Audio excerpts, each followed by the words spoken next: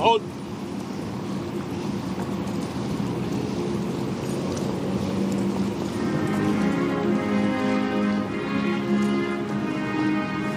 Los.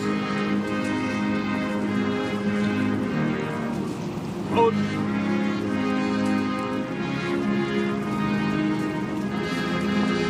Hold.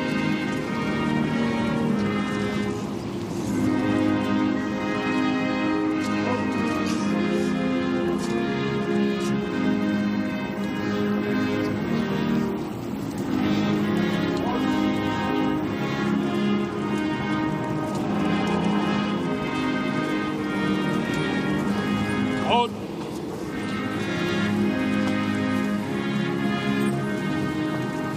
Hold.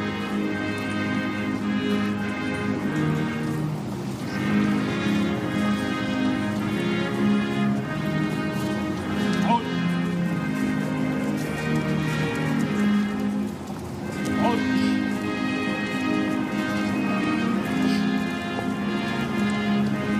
Hold.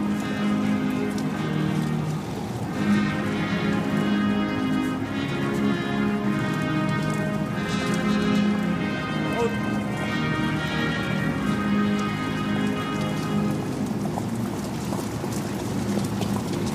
Hold.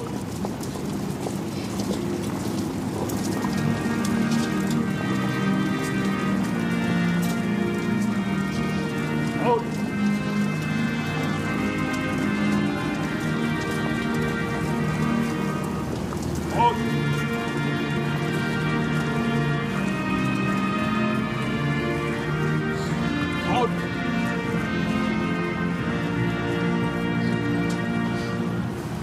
Hold. Hold.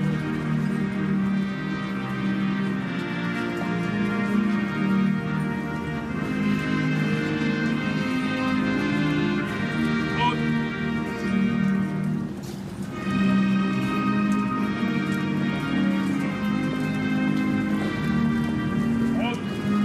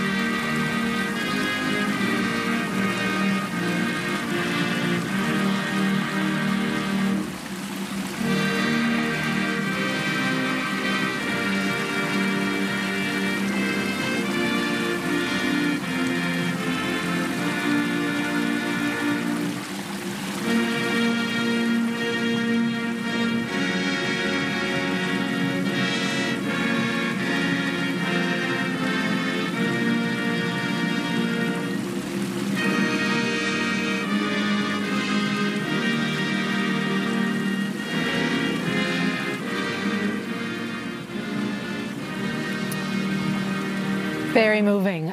We just watched the final moments. We will not see the casket after this. The family is going inside for the private burial service, and then the burial, which will follow that. President George H.W. Bush will be laid to rest next to Barbara Bush, his wife of 73 years, and Robin, their young daughter, who passed away at the age of 3. After suffering from leukemia. And as we remember President Bush 43 saying yesterday at the service at the National Cathedral, at the end of his very moving speech and at the moment that he broke down himself, he said that he wanted to think of his father hugging Robin and holding his mother's hand, Barbara Bush.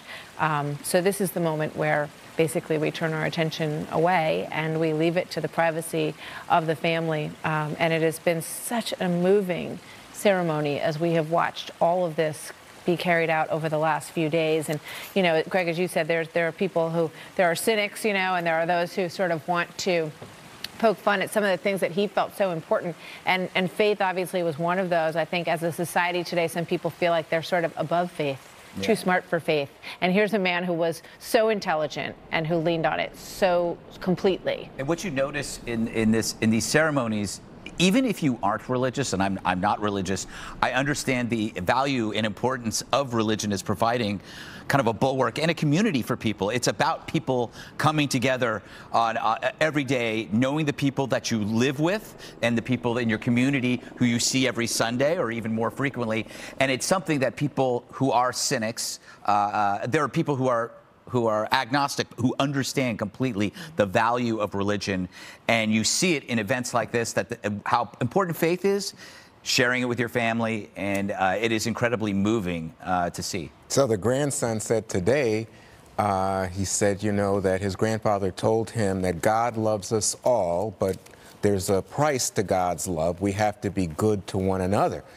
And, you know, you hear something like that and you think, wow, well, that's just the old guy talking. But the way that George P. Bush, the grandson, spoke today, you can tell it went to his heart, that it meant the world to him, that his grandfather was communicating the power.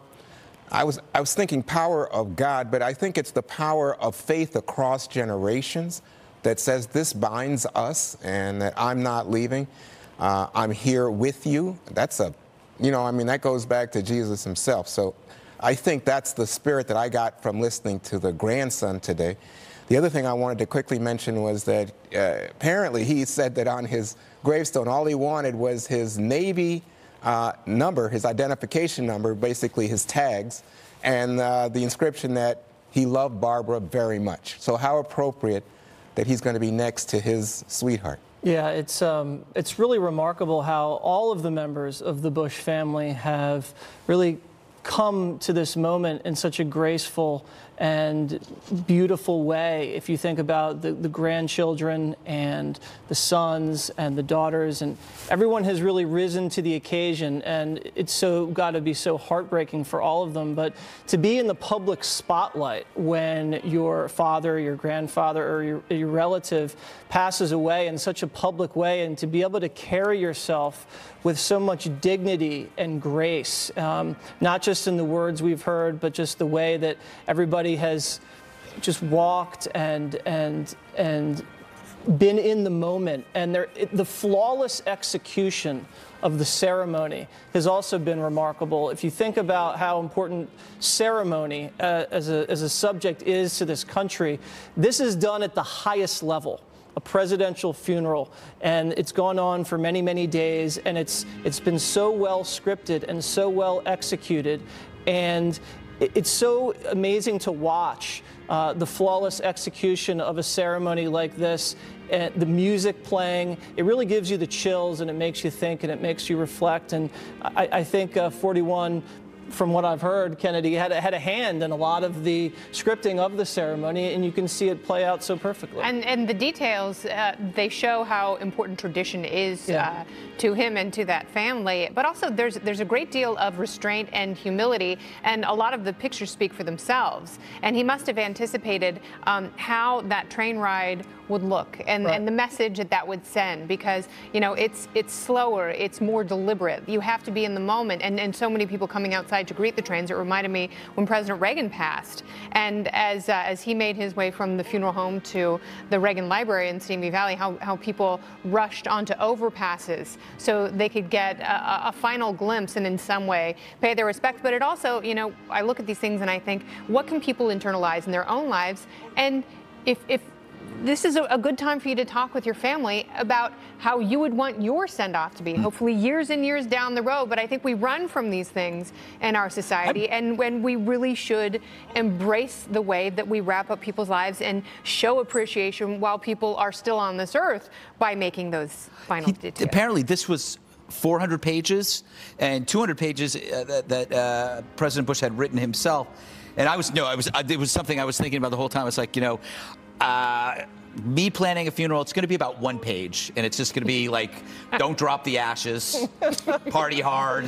You're not having no flyover for the gunfire. No flyover, unless No it's a little drone that's dropping like airline bottles of rum. But yeah, no, they must have high-end funeral planners, I would imagine, because this is pretty intense. So what do you think if you were a former president, Greg, and yesterday you're sitting there in the National Cathedral in D.C. and you're thinking, I think they're going to do this for me. Wow. I also think that he probably planned it to a certain extent, you know, for his own personal journey, right. You know, thinking, how do I want to leave this earth? Yeah. I want to be sent to Washington, obviously, and have